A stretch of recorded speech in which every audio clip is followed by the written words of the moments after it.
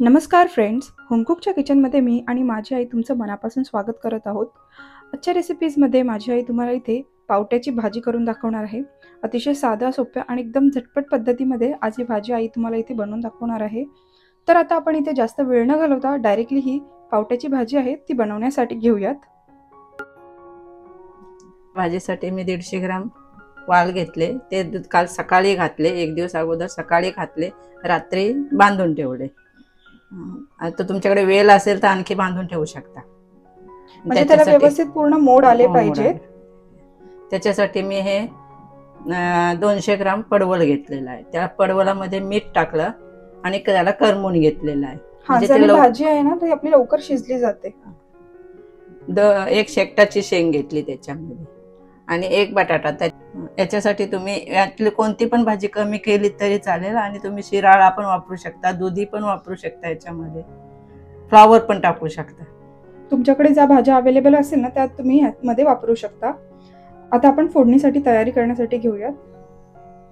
आता आपला तेल गरम झालेला आहे. राई चांगली तडतडली, त्याच्यात जिरं, 4 कढीपत्त्याची पानं,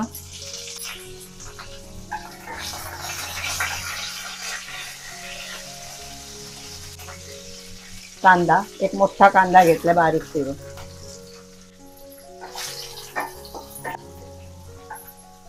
हिंग तेलामध्ये जळू नये म्हणून त्याच्यासाठी आता हिंग टाकायचा.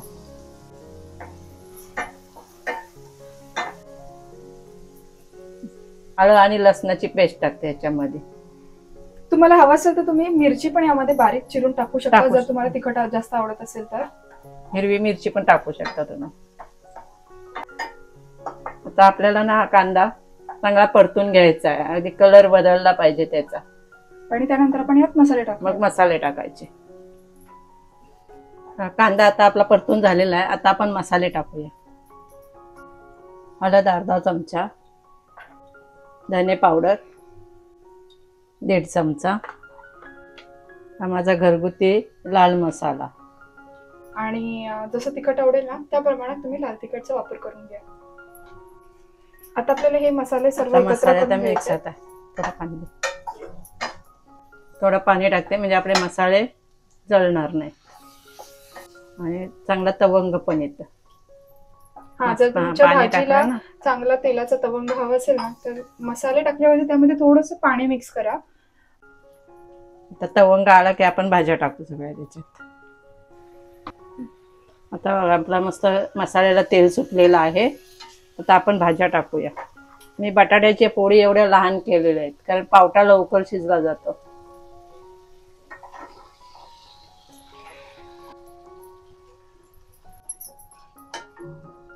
चांगलं मिक्स करून घ्यायचे. सगळ्या मसाले सगळ्या भाज्यांना लागले जाते आणि मग नंतर आपण याच्यावर ताट ठेवायचा. ताटामध्ये वाफेवर पाणी ठेवायचं.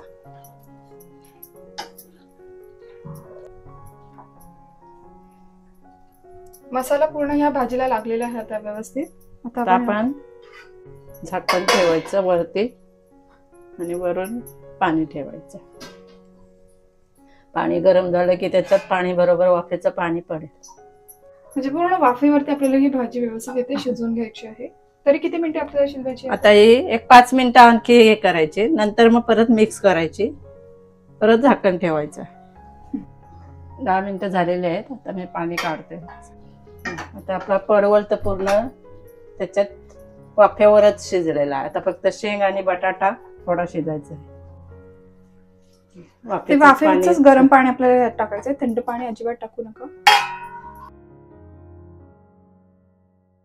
आता मी याच्यामध्ये मीठ टाकते चवीप्रमाणे.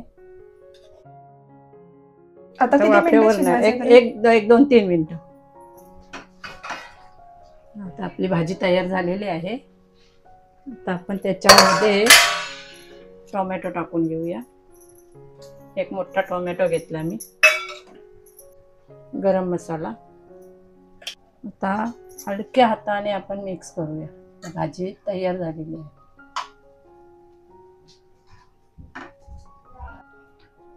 आणि जर तुम्हाला थोडी रसाळ भाजी हवी असेल ना तर तुम्ही गरम पाणी आहे ते थोडं जास्त टाका. आम्ही इथे थोडी सुकी भाजीच केलेली आहे ही.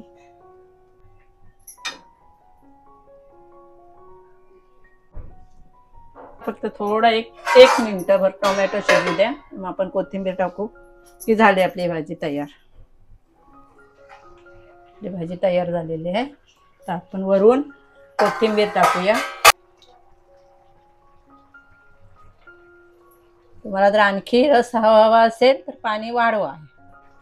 कोणतीही भाजी असेल जर तुम्हाला त्यात रस्सा जास्त हवा असेल तर फक्त त्यात गरम पाणीच घाला. थंड पाणी घातलं तर टेस्ट पूर्ण खराब होते त्याची. भाजी आता रेडी आहे. मी गॅस बंद करते. अशा प्रकारे आपली ही पावट्याची भाजी आहे ती पूर्णपणे इथे रेडी झालेली आहे. ही भाजी आहे ती तुम्ही भातासोबत, भाकरीसोबत किंवा चपातीसोबत देखील खाऊ शकता. डाळ भात आणि ही पावट्याची भाजी असेल ना तर खाण्यासाठी तर अतिशय चविष्ट लागते. तुम्हाला जर आमची ही रेसिपी आवडली असेल तर प्लीज लाईक करा, आमच्या चॅनलला जरूर सबस्क्राईब करा आणि आमची ही व्हिडिओ बघितल्याबद्दल थँक्यू.